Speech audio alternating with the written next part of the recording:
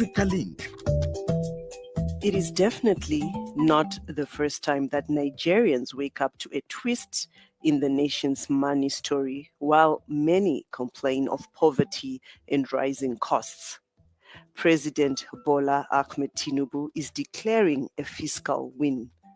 He says the government has already surpassed its 2025 revenue target months ahead of schedule, and for the first time in years, Nigeria won't need to borrow to fund its budget. For many Nigerians, though, this bold claim, while raising eyebrows and questions, also brings a glimmer of hope. I would start by saying possibly yes, based on the computations we have, if we were to harness all the resources that Nigeria has as a nation. But let me go to this angle. To me, borrowing itself is not a crime. But what we should ask is that what we are borrowing, if it is being applied for what it needs to be applied onto, so that eventually it can yield more income for Nigeria, that will really get to a point that we don't need to borrow. So the issue is not with the borrowing. The issue is what the money is being used for. I don't think we should be borrowing. Nigeria will have enough resources that it will take. If the leaders will maintain the resources we have in the country, I don't think we should be borrowing more money. That's what's coming up. Stay tuned. My name is Josey Mahachi. Welcome to Africa Link, the podcast that connects you to the stories that matter from and on Africa. Africa Link, every weekday here on DW. President Bola Tinubu's announcement that Nigeria has surpassed its 2025 revenue target ahead of schedule means the government no longer needs to borrow to fund its budget, a big shift for a country long dependent on debt. The extra revenue came largely from improved non-oil collections, customs, and tax reforms, while foreign exchange unification strengthened the naira and signaled a more stable economic environment. On paper, the results look strong: faster growth, a reduced deficit, and more fiscal space for spending. But what does this mean for the everyday Nigerian? Many still feel the sting of inflation and rising living costs, with critics pointing out that unpaid pensions, struggling small businesses, and food insecurity makes the revenue milestone feel distant from everyday realities. In short, it's a fiscal win for the government, but whether it translates into real relief for citizens remains the pressing question. Now, joining me for this very discussion is Abubakar Sadiq Ahmed, an economist from the Nigerian Institute of Town Planners, and our own DW's Ben Shemang in Abuja to unpack what this means for Nigeria's economy, debt profile, and everyday citizens. I'll start with you, Ahmed, as our economist. How significant is that Nigeria met its 2025 revenue target ahead of time? What it means is that by so doing, the celebration of the revenue target is just like a revamping in a system that has not been totally taken seriously before now, because we know, unlike a very civilized or standard system that set taxations and revenue very important and compulsory to an act. So this time around, it's coming, even though the compliance is still up to like 50 to 55% till now on the revenue and the tax paying. But it has met a target because it is what was not there before now. Right. I understand when you say that the government trying to reach this target is totally different from, how obviously Nigerians live, right? But then, in other words, you're thinking that the government is only worried about its image. That this is what others would say, that it's only worried about its image to say they're not going to be borrowing. But Nigerians are still saying we're languishing in poverty, it's high inflation, people have no food, some children are not even going to school. What do you have to say about that, Ahmed? Yeah, you said the government actually, we analyze system generally. When you said inflation and all that protecting image, it's something that we must know in a more global analysis, and also in the world economy. Since after the meltdown, nowhere that has not had a 15 to 23% exact. Nowhere in the world has not been affected by the inflation rate. Government protecting its image, it has been a system that we've had issues generally that has to do with reformation that started with Babatunde Fowler, the former DG, coming to standardize a system where there will be an actualized way of generating, because it will also hit, it's of importance to know that even yesterday, the National Assembly Speaker was very cautious when he made an exclamation of the tendencies of the worrisome or the worryingness of having about 140 something trillion borrowing or debts, which is to say it's a system that already had a very bad background. If we have that as a borrowing, that we've borrowed up to 143 trillion, it's a worrisome than the system that we're trying to avoid the act of adding to the already existing structure. Let's do it inward. It's more of an economic that is more catalyst for developmental stride than an economy that will have a direct impact on the livings.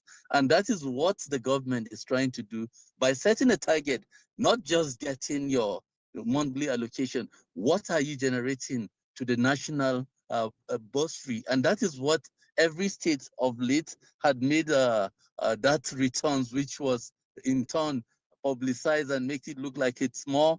Why would you say you have made so much without it having dividends on people? But obviously, the act of borrowing even has no direct implications to people because they don't even know when they borrow.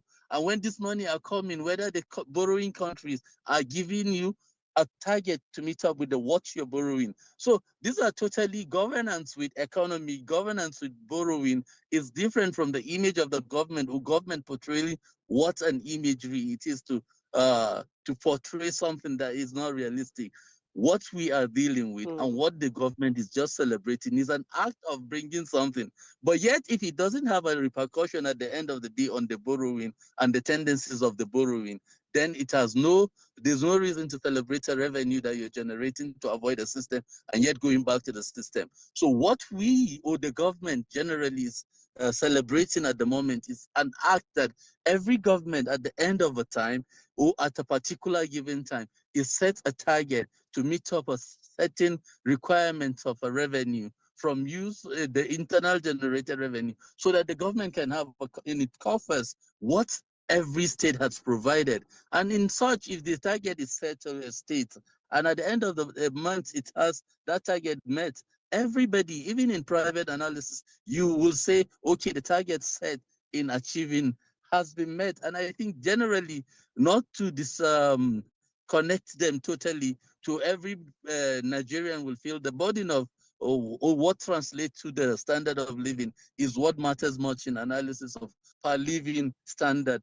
These are not the general standards of analysis. It's a revenue set that has been met. And that is what the government is showcasing to the world. And if that is not also translated in due time to also come on the earlier analyze process or the problems of lavishing in poverty, which I totally also have a reservation to an analysis of the indices of what you place to lavishing in poverty and what you place to an average standard of living.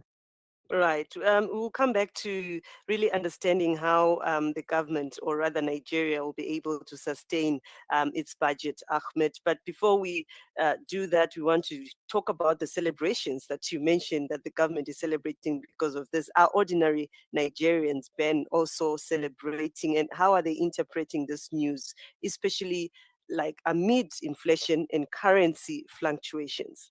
Well, you see, Josie, I want to be specific. Schools are resuming so that we place this inflation thing and the life of the Nigerian in true context. As some people have said, look, schools are opening. Now you have to buy new uniform. You have to change classes. You have to buy new books. You have to pay new school fees and all that stuff. That is for one a sector alone. Now you're talking about transportation. How do you take these children to school and all that stuff? Apart from you have to feed them, you have to give them, I mean, you also have to pay rent and all that stuff. So some people are actually saying that, yes, the president can talk and you give this, that could be a political statement. But when it comes to plotting the realities on ground, how much is a tuber of yam, for example, they will say that they are the ones who bear the brunt. So it's not as if they are celebrating this, that there is uhuru, but they are still questioning the fact that the president is saying there is stability or budget has been met and all that stuff. If it has been met, it should translate to keep people's kitchens. It could translate to the tables and down the people's mouth and throat. And that is when you now say, yes, government is making it. Mm. And what was the immediate reaction, Ben, in Abuja to President Tinubu's announcement? And did he also provide detailed figures or independent verification of the revenue claims? Well, you see, when politicians talk, sometimes they talk in general terms. But I do know that the president's spokesman, Bayo Nonuga, came out to say that, look, the money so far realized in Nigeria is in trillions. It's not even talking of billions.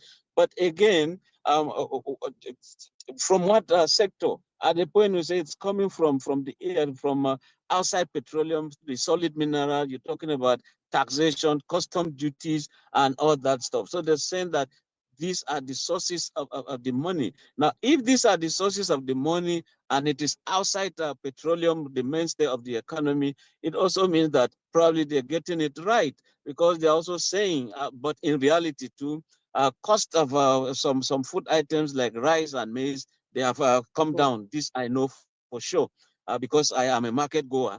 And so outside that, I do know that some politicians have come puncturing the president's statement, like Peter Obi, opposition leader, who is saying that the masses will have to be given chance to breathe, that they are being overtaxed. They are not seeing realities on ground as opposed to what the president is saying. So you can't continue to tax them and begin to praise yourself that you're doing well. Let the masses praise you because you are doing it.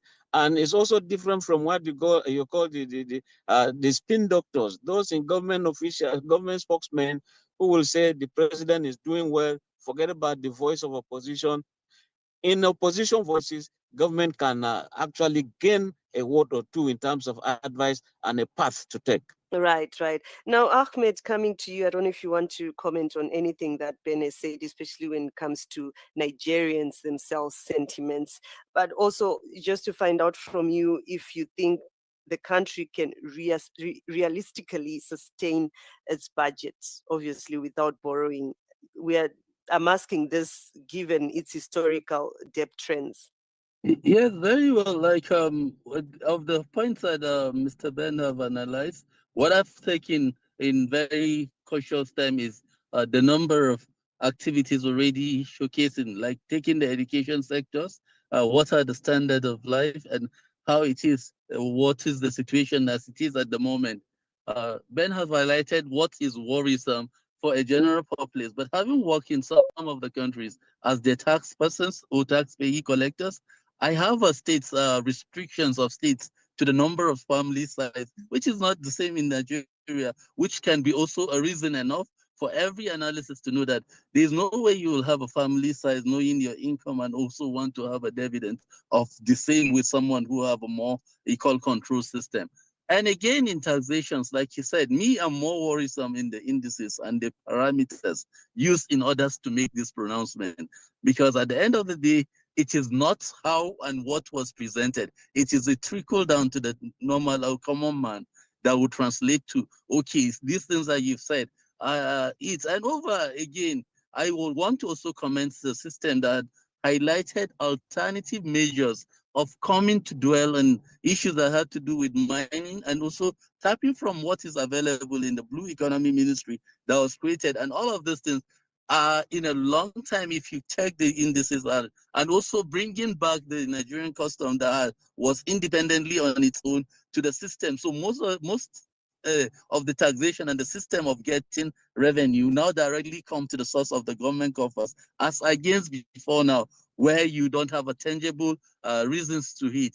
So moreover, that highlighted stuffs like the economy, like the food stuff, we were sometime last year, this time it was bad for Nigerian, but it has like 40 to 40 from its real situation alive from last year. So we can genuinely say to an extent, if the government is coming to make this claim, it has a repercussion in the prices that we know that the market price of things that have already occurred. Even with the school that Mr. Ben highlighted, even with them, I think there's been a drop off within the government sector. Apart from private schools that have maintained their standard, most of the government structures has gone down below par the original based on people that are embodying OD students.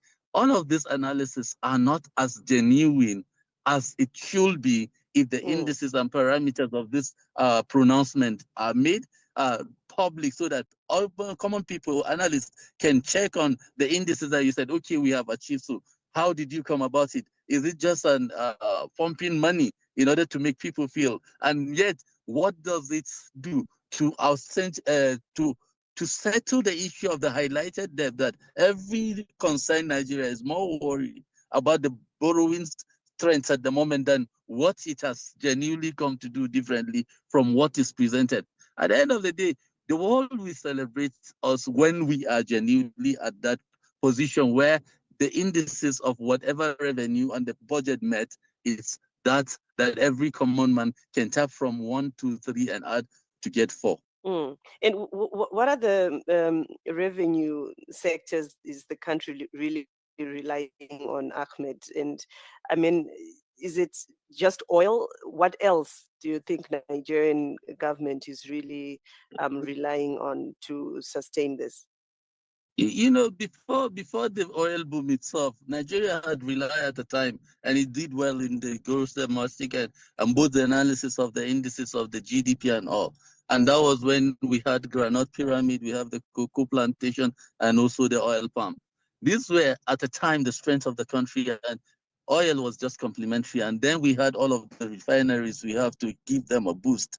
And yet, at the end of the day, today we've analyzed places like Zamfara that have lots of abundance in gold, and lots of things that have shown, even if it has come with lots of crisis and all that. I remember when the then governor Matawali brought to the national treasury that gold, and the gold were found to be very genuine and very they will have a boost to the economy.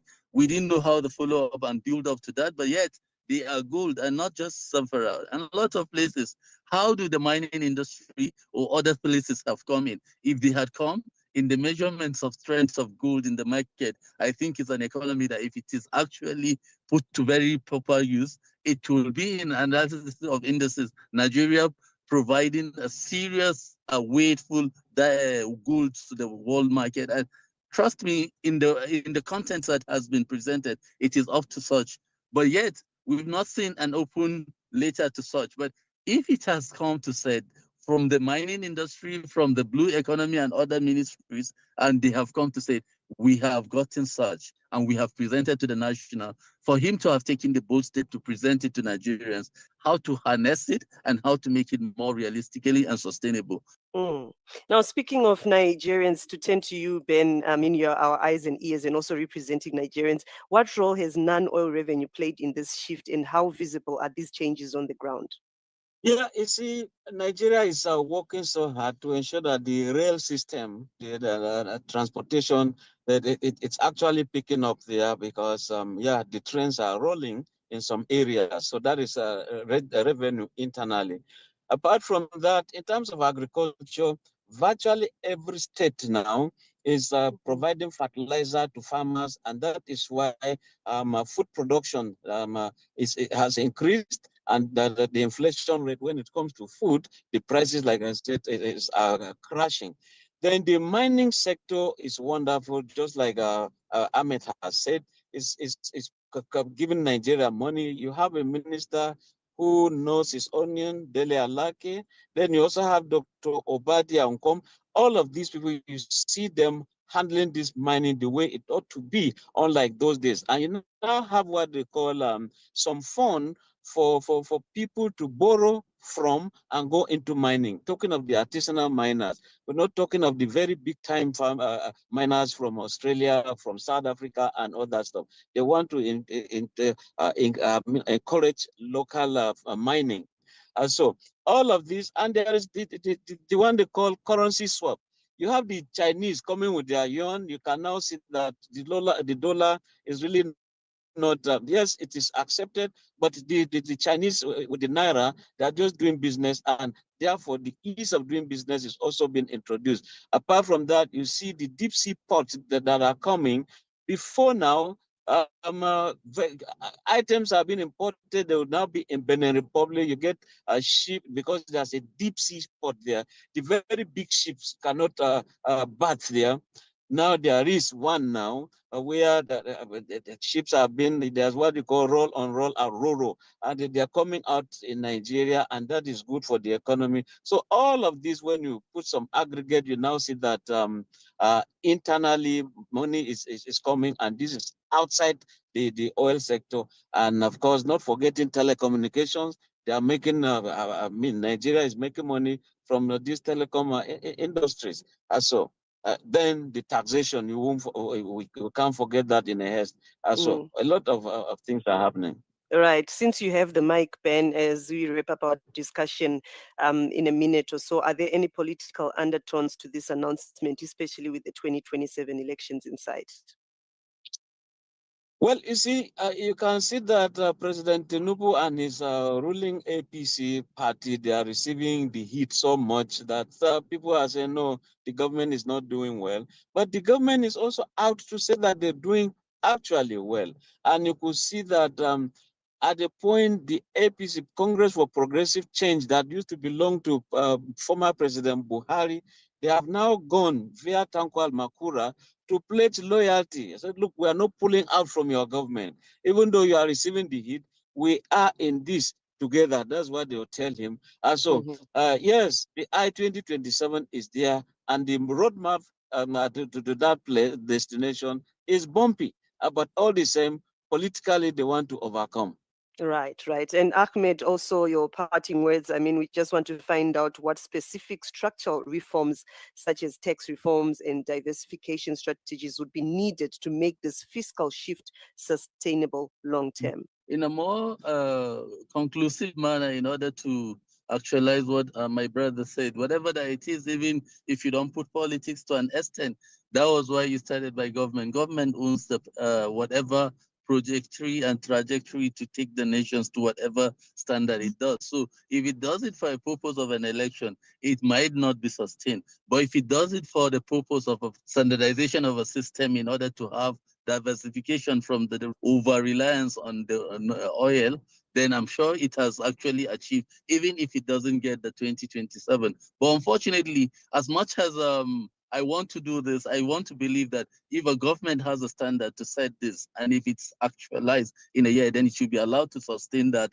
so that the system can be established, because system generations normally cannot be set in within the year or two. So, but it can be standardized. If the government had come and do this, a bit of diversification in 2 years, then it already had put the oppositions in scatters that there is no proper opposition. As much as Mr. Ben in his analysis said opposition leader, in the last election, the opposition leader is yet to have a party, not even the Peter Obi. So they are still seeking for parties. As much as I want to say analysis more, let it be more state-wise in order to allow states tell us what they do with the federal allocations that have never been given to any other government before now. Every state has a budgetary that has been given to them. All of this money that Nigerians borrow, it's localized to states. What have they been doing? I think next face-off interview or interface should be, what have those states doing with the funds available to them, as much as they are bringing back to say we have generated social revenue? What have they been doing in order to have a trickle-down effect of developmental stride and also standard of living to the common man? Right. We're hoping to have another discussion to probably get answers to those questions. Ahmed and Ben, thank you so much for joining us here on DW Africa Link podcast. Africa is changing. Don't get left behind. Tune in to Africa Link.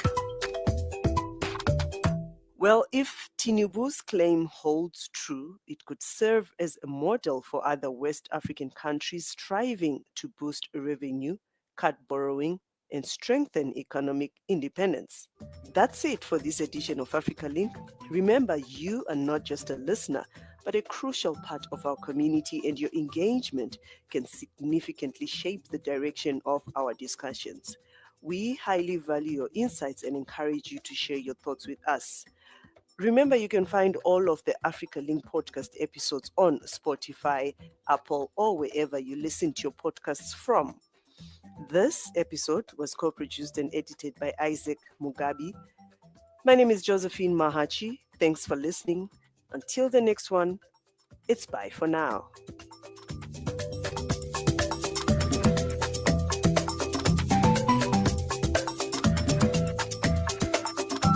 DW. Made for Mind.